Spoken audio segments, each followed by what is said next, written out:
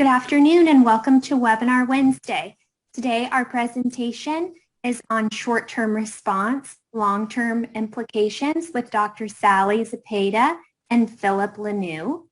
Please remember to use the chat box to type in your questions and answers and so that everyone can keep up with the conversation. Joining us today is Dr. Gracie Branch, Director of NAESP Professional Learning. Thank you, Katie, and good afternoon, everyone. I am so excited about the webinar today and to introduce to you our great facilitators. And I'm going to start by introducing Dr. Sally Zepeda. Dr. Zepeda is a professor at the University of Georgia College of Education. Her academic program is in educational administration and policy.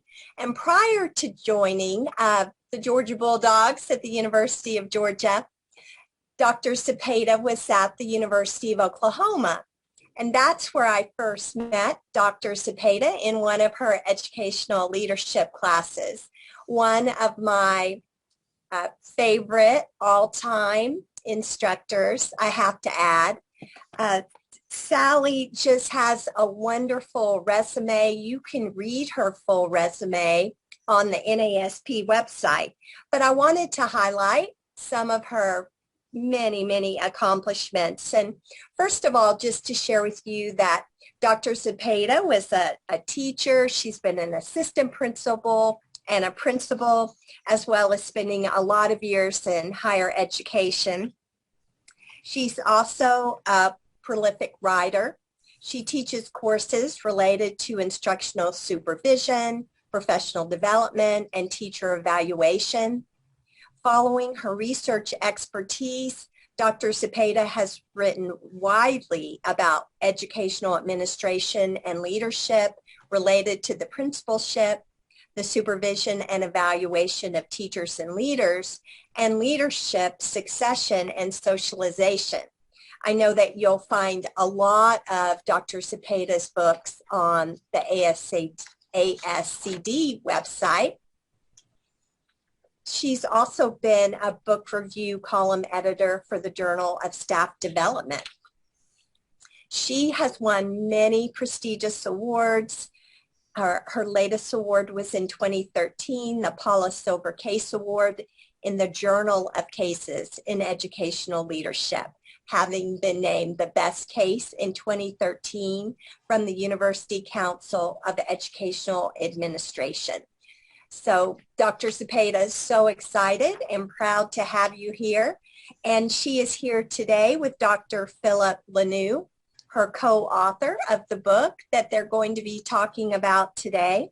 Dr. Lanoux has a demonstrated record in leading school transformation at the building and district levels.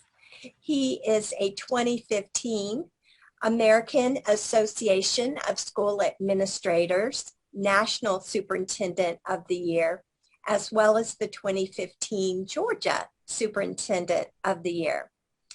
And when Dr. Lanoux was a principal, he was also an award-winning principal and was the Vermont National Association of School Principals Principal of the Year.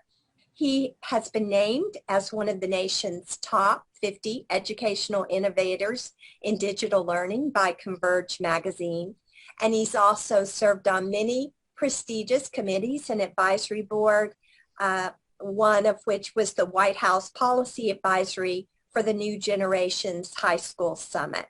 He's a blogger, a guest columnist, does many webinars, and also published a book in 2018 with Dr. Zepeda, the emerging work of today's superintendent, leading schools and communities to educate all children.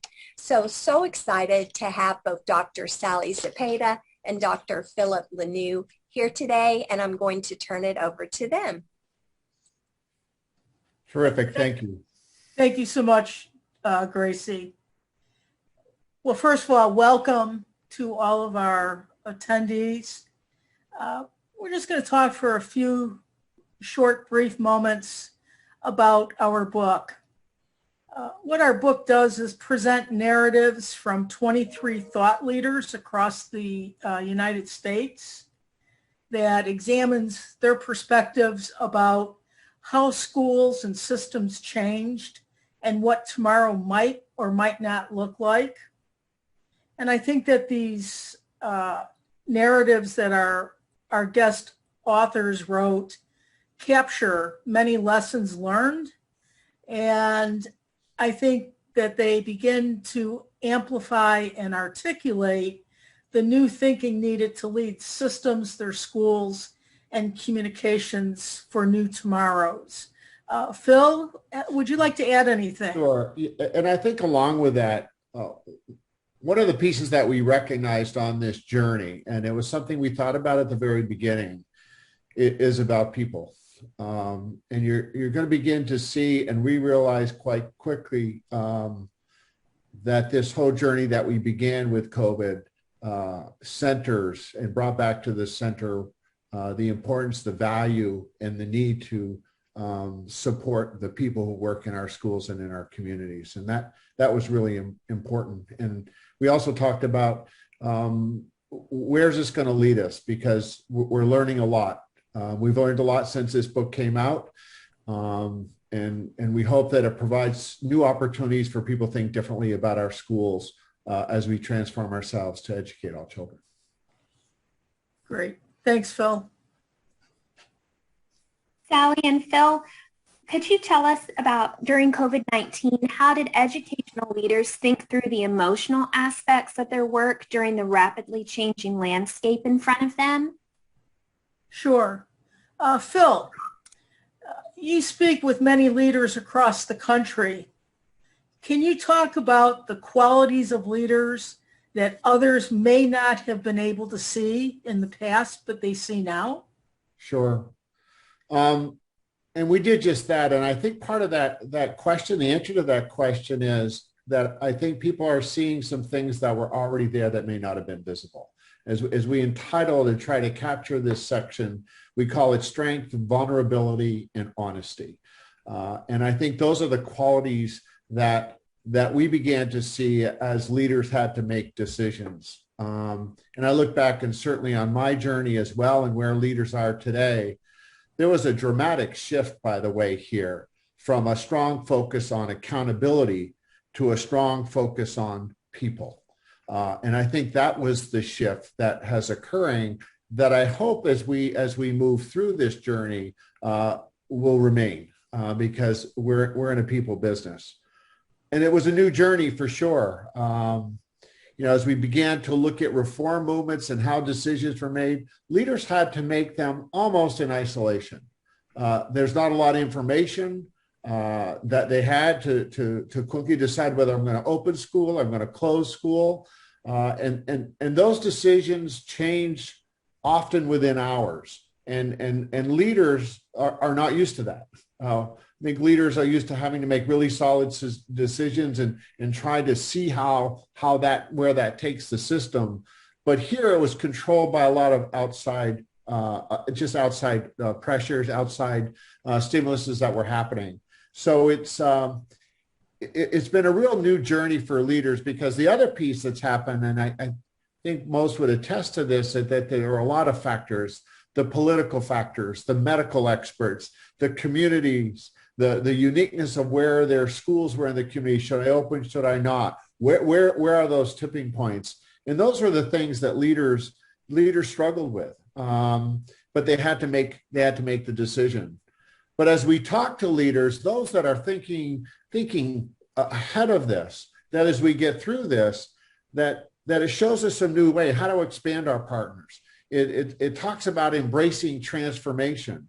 Transformations occur during COVID within an hour, where it typically would take several years to move through into a transformation, albeit if we take, for example, just the whole, online learning systems that we put together. I mean, it changed quickly for good or bad, for that part was effective or not.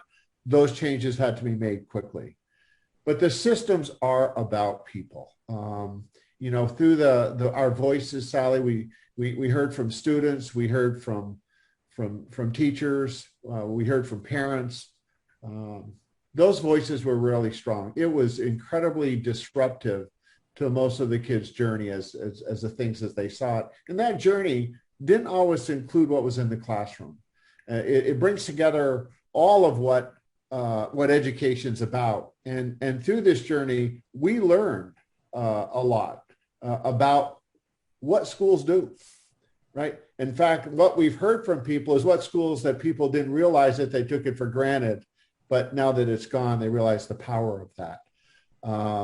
And so this whole piece about support is not just now with students. We learned tremendous that we probably need to do a much better, not probably, we do need to do a much better job of supporting teachers. A large number of teachers were of concern about just about their practice, about their safety, and that was very different. So there needed to be a tremendous attention to teachers, and I hope that doesn't go away. The bottom line is there was a high level of empathy here. People didn't talk about necessarily test scores or state pieces. They talked about people. They talked about people's safety. They talked about people's engagement. Now they're talking about those gaps that are occurring. They know they're there, but the bottom line, I think, just brought us back to that education is a human endeavor.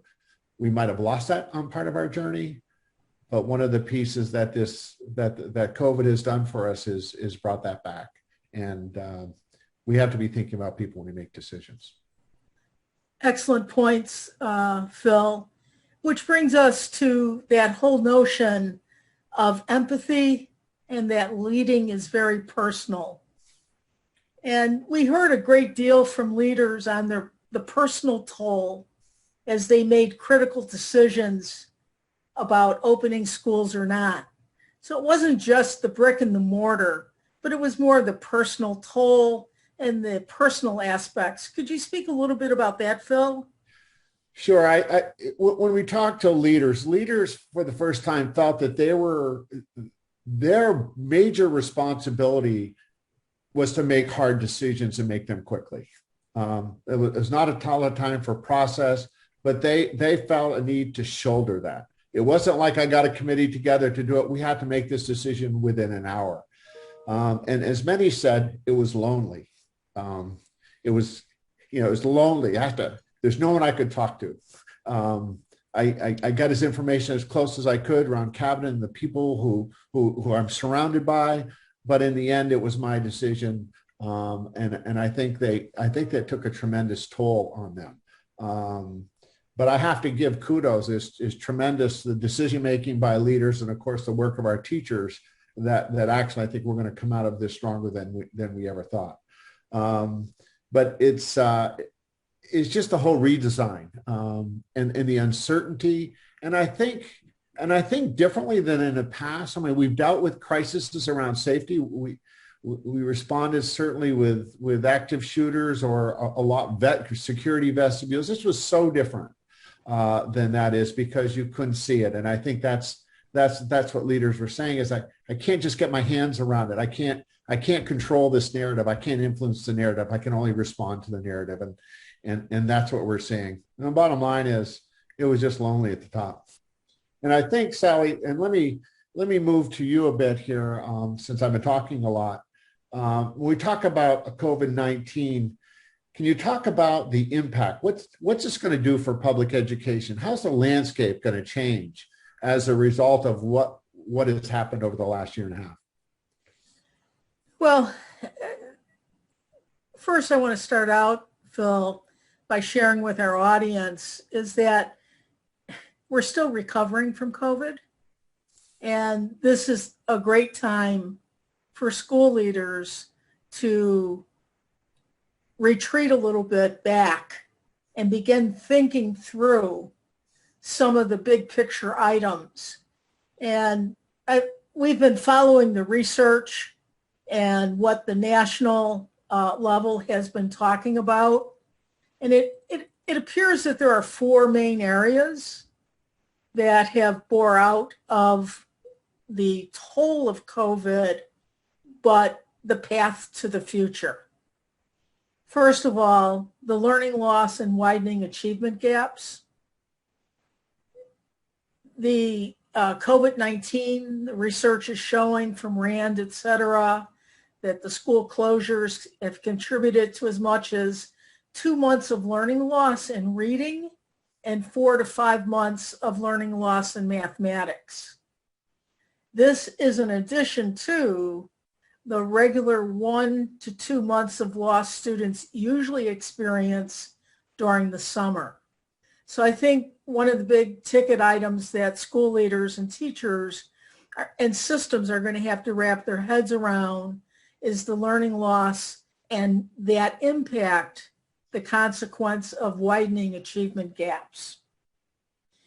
I think looking into the future, equitable participation by English learners in educational activities in and out of the classroom.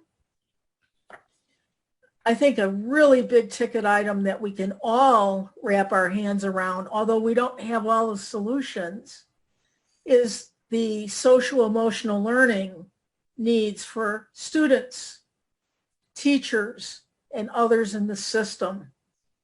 Reports are surfacing where there is an increase in depression and anxiety for all.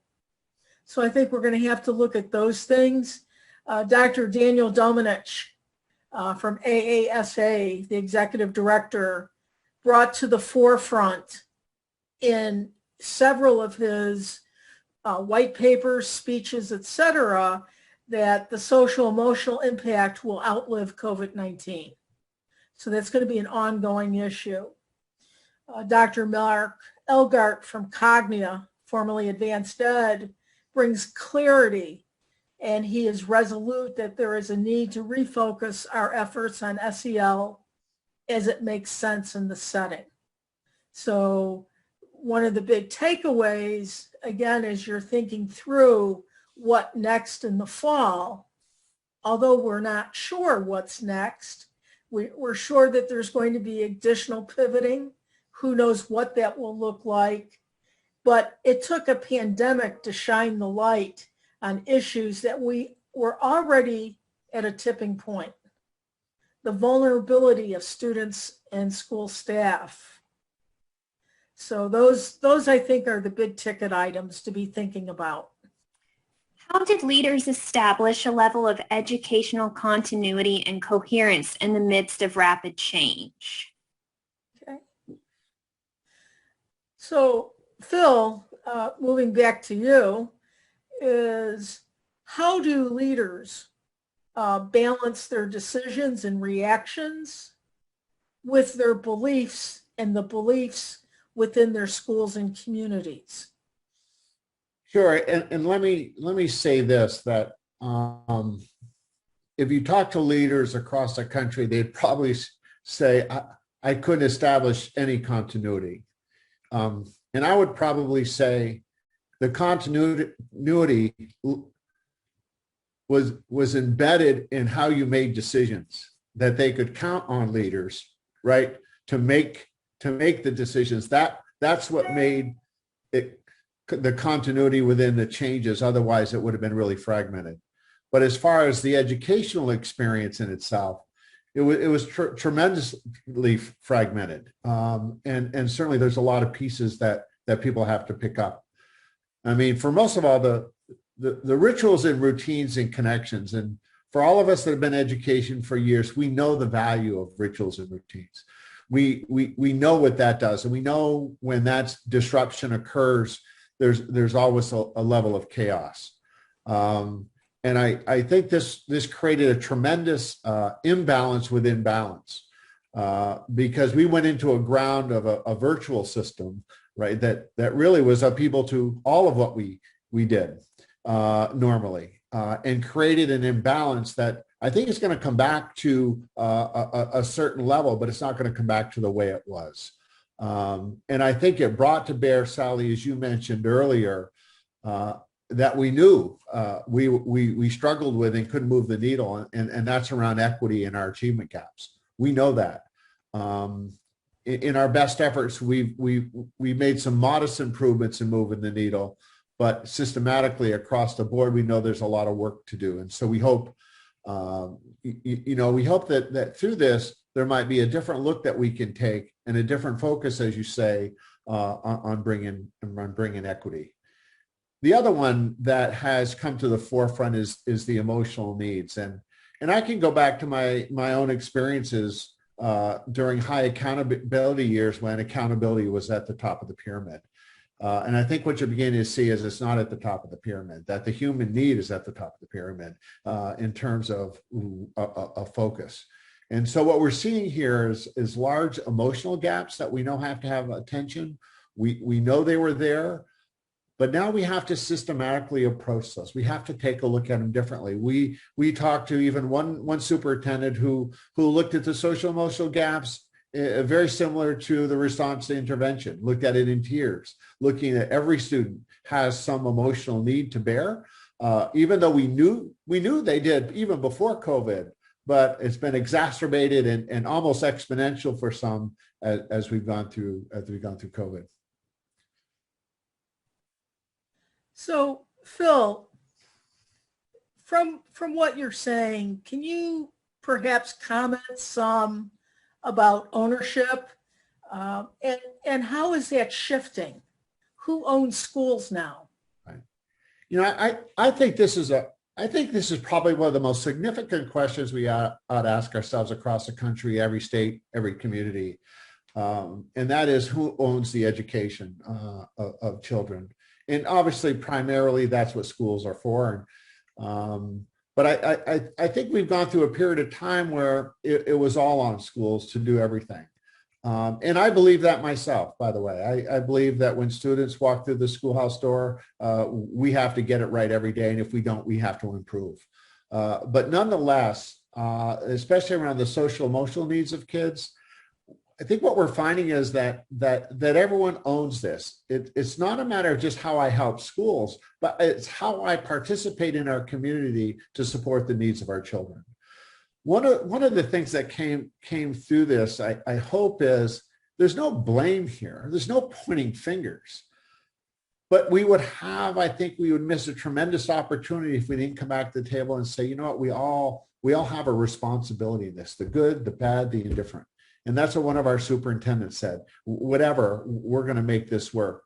But I hope it bears forth opportunities for schools and communities together and take the lead to say how are we going to support the needs of our children? And of course, along with that is how do you support the needs of parents?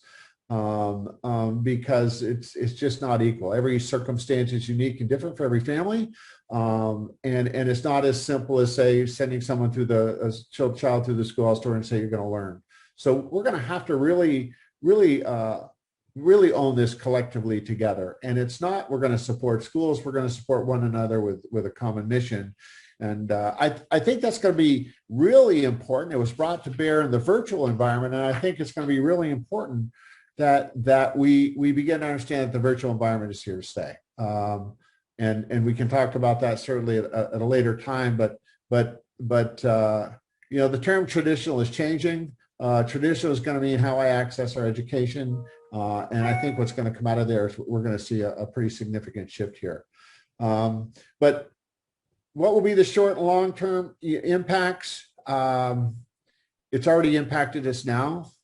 And I would say if we didn't learn from this and come back differently, then we probably haven't taken away the lessons maybe we should have. Because we found out a lot about ourselves and our system.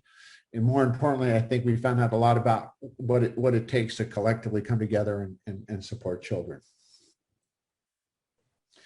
And I think that brings to bear to the role of parents, Sally, in schools. And could you talk about a bit how you see their roles? As we move forward, will that look differently for us as we've come out of COVID and prepare ourselves even for possibly another crisis of other type, or how we're going to change education so that all kids can be successful? Thank you, Phil. It was interesting. On Monday of this week, I had the opportunity to interact with 20 students at the University of Georgia who are working on their doctorates, and they're all assistant principals, principals, and central office leaders.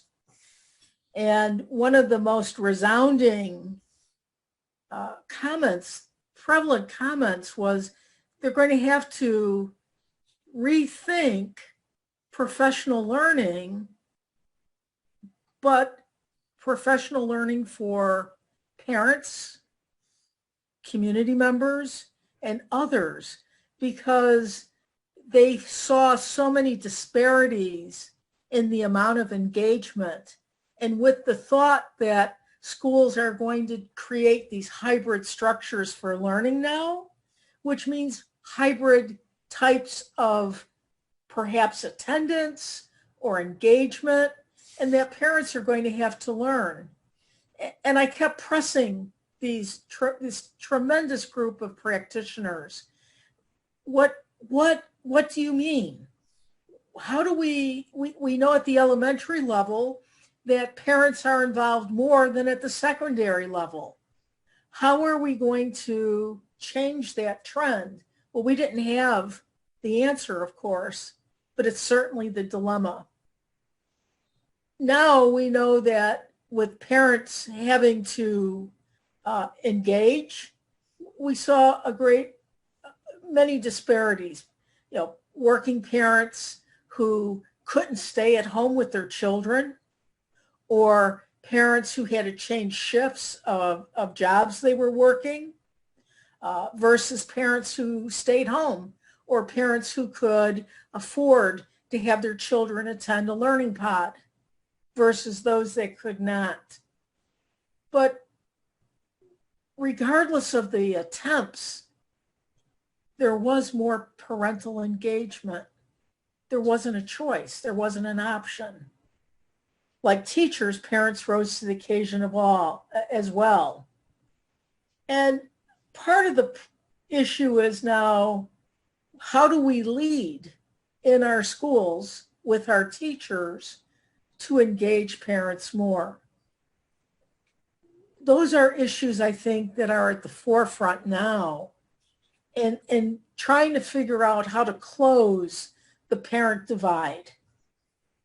Because we know that parents are going to have to be more engaged as learning goes back to the new normal, whatever that means for today or tomorrow.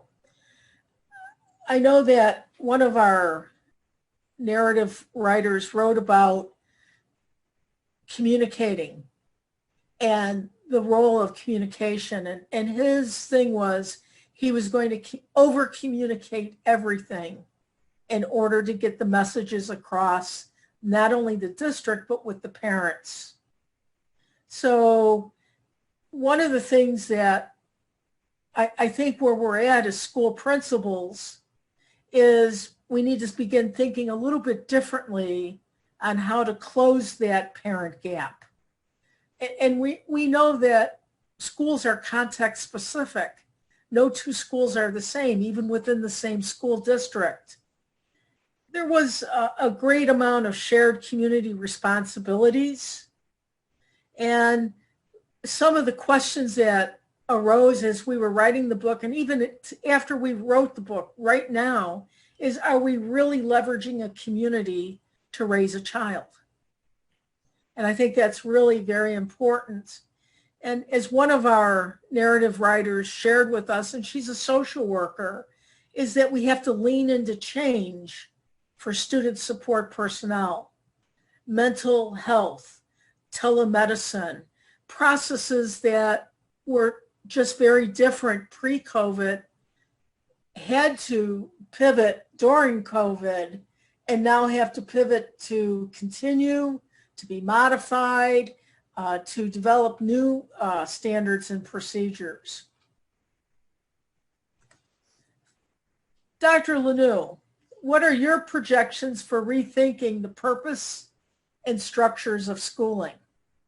Yeah, Sally, and just going back to it, just to echo certainly your point about what it's going to look like differently.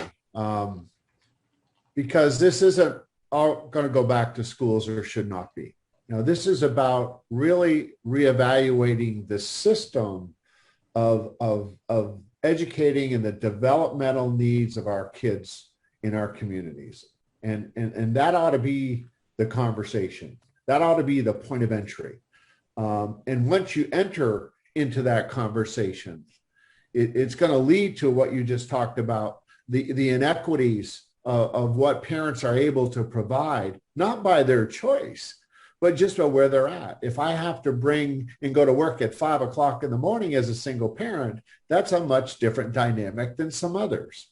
And we have to recognize that. And so the tipping point when we look at systems, that it's no longer sort of like, well, if you want to get ahead, you can do it. I did it. There's a whole lot of set of circumstances and systems that we have to pay attention to. And until we have that conversation collectively, we'll probably go back and continue to struggle with the challenges that we struggled, over the last many years. I think it's also going to provide tremendous insights into the virtual environment. And that is that we know now, and we know with our kids, that learning is going to can occur anywhere at any time. And I hope it really begins to have us think deeply about the whole seat time, which, by the way, was a requirement, if not still is in some places. You have to have so many hours. I'm not arguing that more hours wouldn't possibly be helping, but only if it's quality hours. It's not about that. So we're going to have to also really struggle with the internal tensions that are going to occur, not only just within the school system of what people think, but within their communities, that there's just differing views about how to access your learning and what works. And I think this past year and a half is opened up tremendous opportunities for us to do so and begin to find those places. And it probably is going to land somewhere, I hope, around safety, equity, and intensity. If we don't have conversations around our LGBTQ community, 504, IEPs, how we support kids, our English language learners, those are our kids. And we've really got to take a look at that and what that's going to look like when they're in school, what it's going to look like in a virtual environment, and what it's going to look like in each one of the households that they're going to provide the support they're going to get. And sort of the last piece, and this is a real departure, so I'm just going to put this sort of as an island. Our schools are going to look different, right? How we design them, how we put them together, how we use them. Are they we're not going to use this. Well, this is in school, this is out of school. Well, what does that mean? At 3 o'clock we leave? It's not, but we're going to see the changing of structures in schools because we also have to prepare ourselves for an unknown like we just had. This isn't about security vestibules. This is about the healthiness of buildings, which we know have been lacking in many places, whether it's heating and venting or air. I think there's going to be tremendous attention to just the general health of students and teachers and what that physical plant, how that supports that. So I think that's sort of a bricks and mortar conversation, but I wanted to put it in there because I think it's important. Dr. Zepeda and Dr. Lanu, talk to us about how leaders determine what practices and school structures remain or are modified post-COVID-19. Thank you. And I think, Phil, to go back, let's look at this extension into this question. So from your perspectives and what you're hearing, and what we've been reading and studying, what traditional structures do you see potentially being impacted post-COVID-19? We know what happened during COVID, but what's next? What's post? So here's what I would say. You used a word in there, Sally, potential. All of them have potential.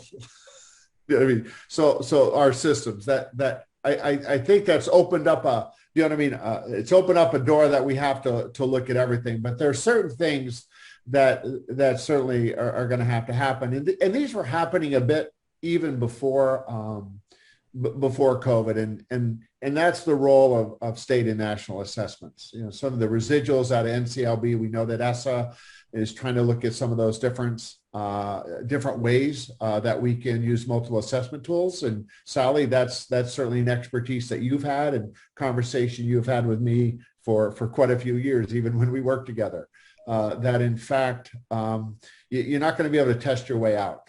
And you have to think of those assessment tools much more formatively than using them for evaluative purposes. And I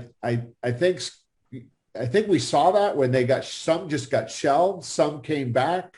There's been a lot of conversation around here around assessment. So I really hope that we can get to the heart of a value of assessment and how assessing can be used to support kids, especially as there's a movement for kids to take responsibility for their learning. And so I see that happening at the state level. I see it happening in communities. I'd be very interested where that's going to take us. Sally, I don't know if there's anything you want to add to that, but it's going to be an interesting conversation.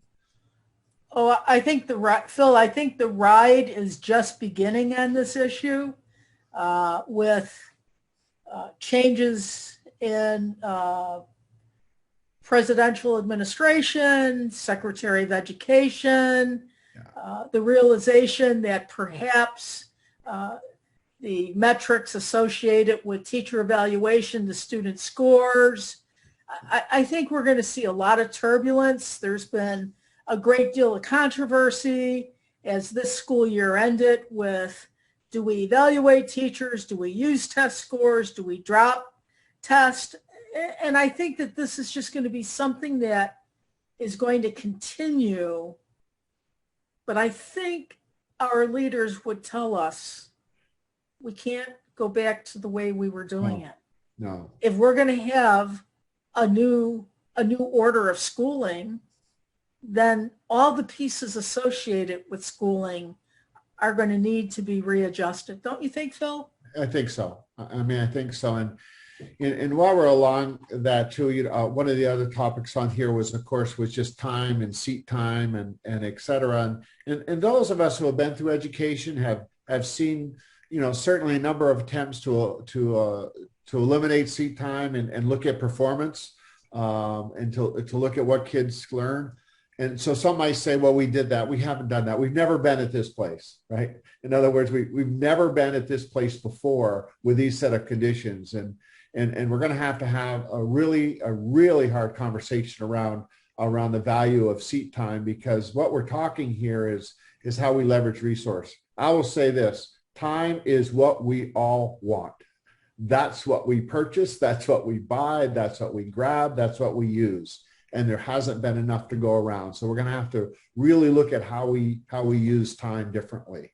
And that includes, of course, the fact that learning is occurring across the board. We've seen spatterings of this even before COVID.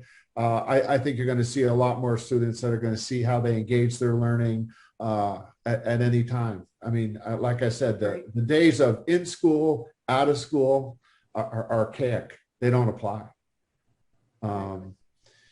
So Sally, with that, and it sort of is that segue of 24/7 into delivery models. You get in school, we got virtually, we talk a lot about that. Our leaders talk a lot about that. Can you talk a little bit about how that's going to impact the learner, even add in how it's going to impact our teachers and leaders? Right. Well, there's some research that has just come out by the RAND Corporation through a survey that they did. And they are predicting, based upon the number of schools and systems that were surveyed, about 2 in 10 U.S. school districts have already adopted a plan to, or considering to adopt virtual learning after the end of COVID-19. And many school systems, according to this RAND survey, are that school systems are going ahead and they are beginning to think about hybrid models as the mainstay. Because although there were, we can say this among friends, some disasters and some failed attempts, but there were a great many lessons learned about teachers and their resolve and their resistance, and how the curriculum might not have been perfect. And maybe they veered away from state standards, but in this uncharted territory, communities recognized that students, and I think Mr. Shornick just typed in a comment a few seconds ago about student agency and how that's going to be critical. And I think if we look at it in the way that teachers and learners had to continually pivot and pivot and pivot at a moment's notice, I think some of those lessons learned, I think, are worth looking at. I think we're going to push the envelope on student accountability, no longer traditional or non-traditional. I think, as Dr. Lanou had said, I think we're going to see many more hybrid models evolving, and it will be beyond bus schedules, and it will be beyond, do we have school 4 days a week or 5 days a week? So I think those are the most exciting opportunities that schools have. And so, you know, Sally, and I would just echo and share what was said about student agency and students taking responsibility for their own learning. We know that's the movement. But I would suggest and posit the thought that unless we do something different, we're going to get the same results, because we're not set up to do that. And so as we talk about hybrids, people say, well, maybe that won't work. Well, in the old way of thinking, it might not. But in a new way of thinking, we have incredible kids out there, incredible, that through all of it, you know what I mean, I think have the ability and the will and the want to learn. And we just have to we have to put forth the right conditions as the adults for that to occur. But I think, Phil, I think we need to learn how to assess it. That's right. Based on this new model. That's right. Whatever Absolutely. This model is. That's right.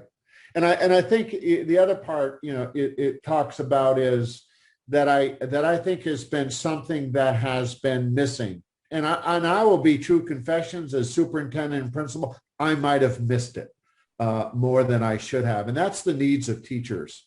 And I think one thing that's brought out, and if you could talk to that, Sally, about what this has done around how we support professionals, because we've got some challenges. I think you're right, Phil, is that we need to start thinking through new systems of support, recognizing that as school leaders, we need to step in to help teachers build their sense of resilience and move that to a collective vision for developing teachers who can be more nimble. And our teachers did an incredible job. I mean, our teachers and our principals are our heroes. They stepped up to the plate, but at a tremendous toll. So I think one of the new focus areas in schools is to look at teacher emotional well-being. And I think that's moved up to the forefront, that they need safe workspaces. They need constant communication. They need accommodations for their work. And if we don't do that, we're going to continue to see an increasing loss of teachers. It's estimated right now that we are going to lose 5 to 7% more teachers moving into the fall. So I think our situation with COVID was the perfect storm for breaking some of the very best teachers. And could this have been avoided? I think so. I think our conversations now have to change to how we support teachers, because we know that teachers need time, they need support, and they need tools to grow in their professional practices. We must now make that shift to reconfigure professional learning. It has to go beyond being the joke of the faculty lounge. I think, though, what is really exciting and a huge opportunity for our school principals are the new meanings to what we know about job-embedded learning. The shift now, as I see it, is just-in-time supports and new sets of practices to facilitate teacher learning. So I think those are just some of the highlights. We could talk about virtual coaching. We could move coaching from the individual by building systems that support team coaching. And I think that would be a shift. And I think we need to help teachers build their confidence with virtual forms of professional learning. And I think we have to refocus on collaboration so that teachers are now in a position to share knowledge and strategies, because the most successful teachers rarely go at it alone. Collaborative planning time will be vital to help teachers meet the needs of students. Those are some of the things I see, Phil. Yeah, now the last point on this before we move to our next section is, this is coming. The largest body of teachers are in their first 5 years. That whole demographic shift of our teacher population has changed over the last 5 or 10 years. And if we don't respond to it, I think we could be we could be in some trouble in putting the right people in our schools today. Right. And I think to add to that, one of the things that's both near and dear to Phil and myself in our work that we're doing now is building that school culture, that ethos of care, that sense of belonging. Because if we don't, we're going to be running into even more or higher numbers of attrition. And it isn't just teachers in their first 5 to 7 years of teaching. It's teachers who are mid-career who are leaving in droves. They didn't sign up for this. Right. And that's their thinking. And by the way, it's out there. So anyway, I know that we're running we're running right up to our time. So I think we should shift to the next area. Yeah.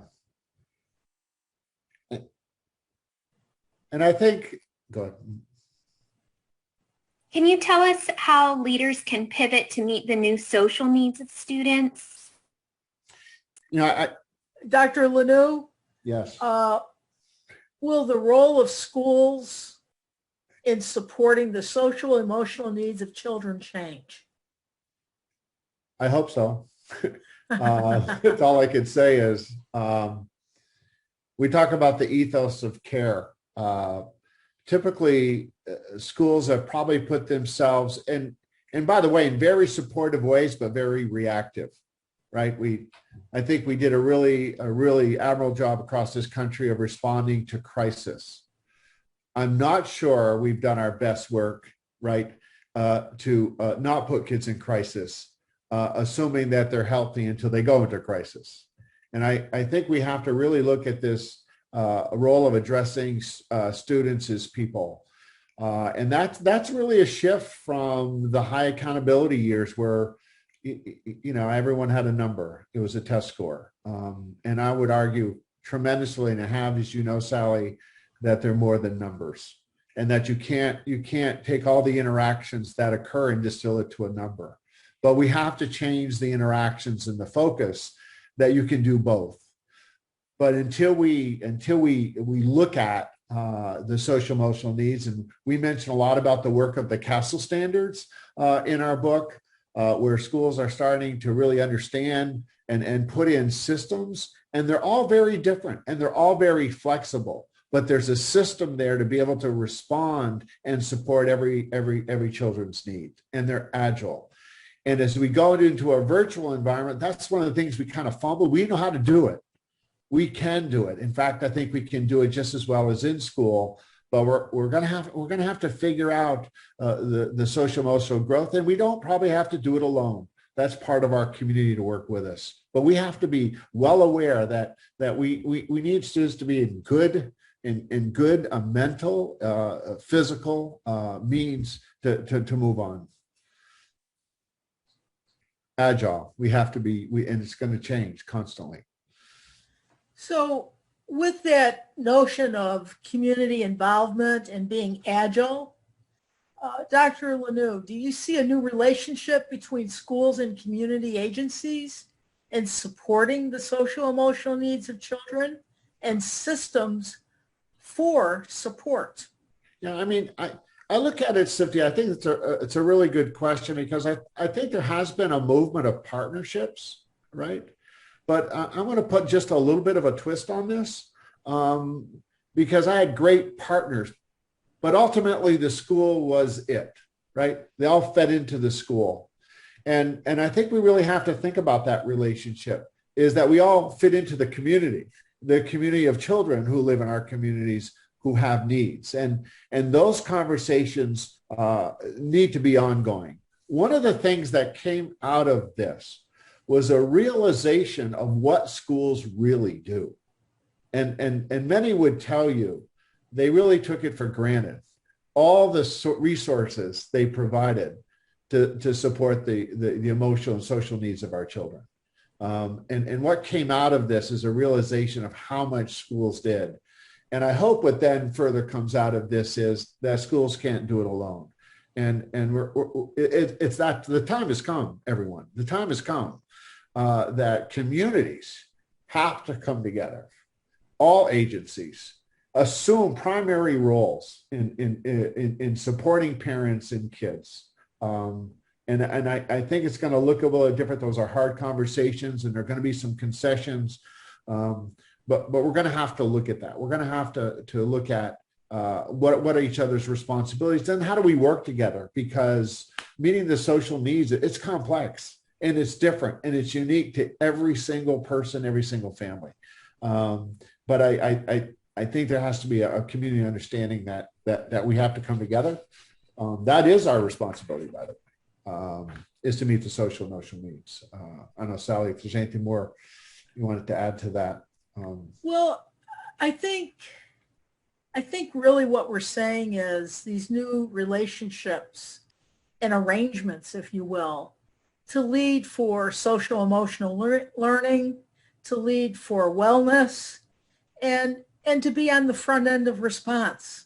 In other words, we learned enough to know what we didn't know pre-COVID, that we can move forward and begin leading across all the domains that affect children, social emotional, wellness. And I think that the biggest point that as we come to an end here is for us really as school leaders to bring our communities together and to be on the front end of response. That's so right. That we're not caught by surprise. That's right. Because, by the way, I was watching a very credible TV show, news report, where they're already beginning to think about COVID-20.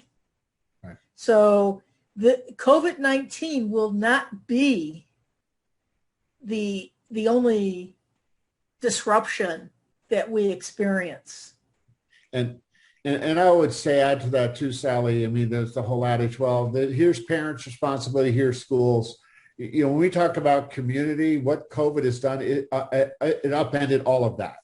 And so we have to really think about the systems approach together as we're going to support kids today and for whatever comes down in the future.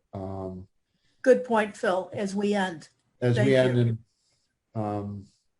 And final thoughts, Sally, I mean, minutes, you know, I'll say after this conversation, I just hope it's not a race to go back to the way we were.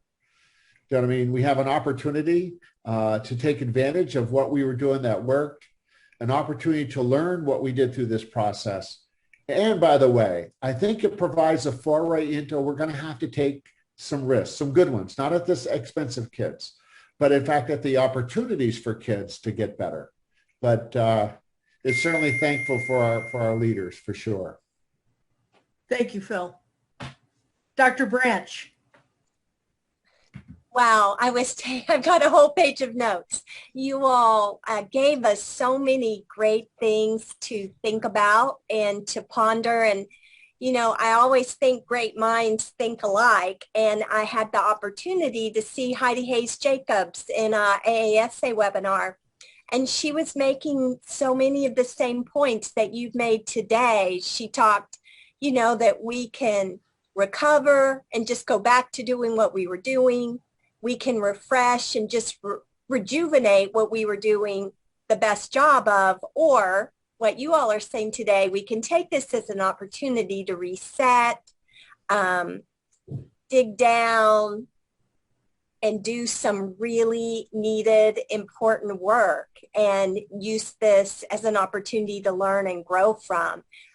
I appreciate you talking a lot about SEL, because I think for the first time, SEL just didn't become about the children in our school, but about our teachers and even the wellness, the social emotional aspects of being a principal in a school, and how important all of that is to take into consideration. And I'm hoping that with the influx of money from the recovery funds, that maybe schools and districts will use this as an opportunity to put those wellness teams in place in schools with social workers.